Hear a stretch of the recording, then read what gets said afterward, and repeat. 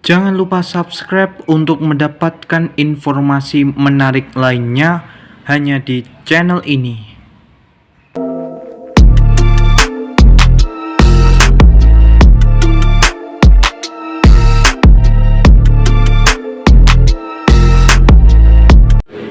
Pendengar, hari ini saya akan memberikan informasi yang berjudul Kakek di Karangjati Blora tewas tersetrum saat bersihkan kolam.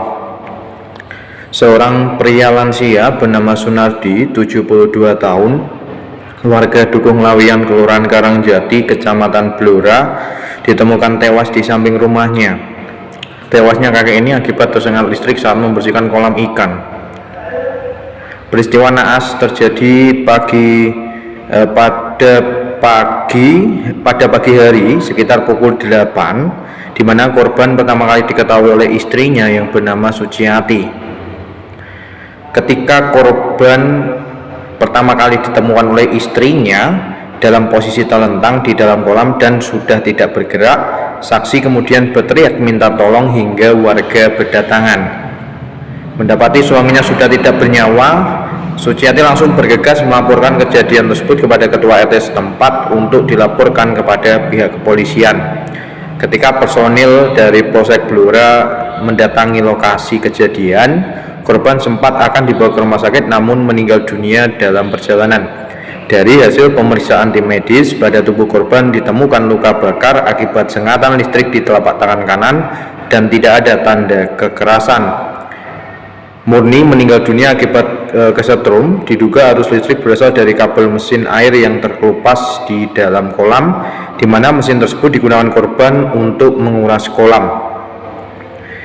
Dari informasi ini kita bisa beropini bahwa ketika kita ingin membersihkan kolam ikan, maka sebisa mungkin aliran listriknya ini dimatikan terlebih dahulu agar kejadian serupa tidak terulang kembali.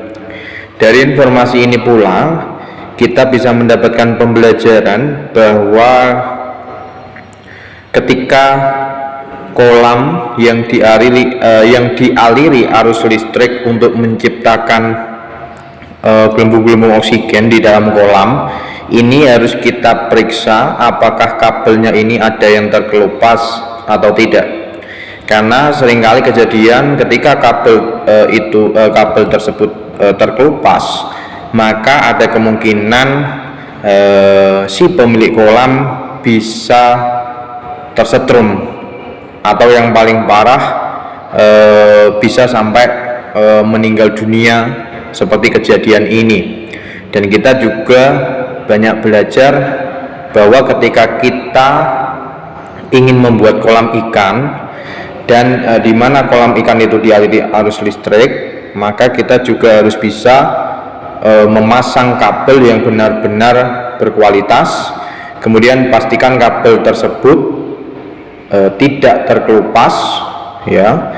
Kalau mungkin di satu titik ada kabel yang terkelupas, kita harus bisa mengakalinya atau mungkin mengganti kabel tersebut dengan kabel yang baru tentunya.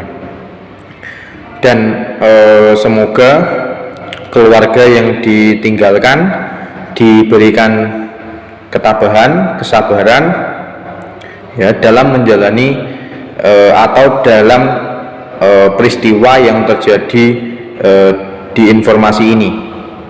Dan semoga korban ini amal ibadahnya diterima di sisi Tuhan Yang Maha Esa dan ditempatkan di tempat yang terbaik di sisi Tuhan Yang Maha Esa.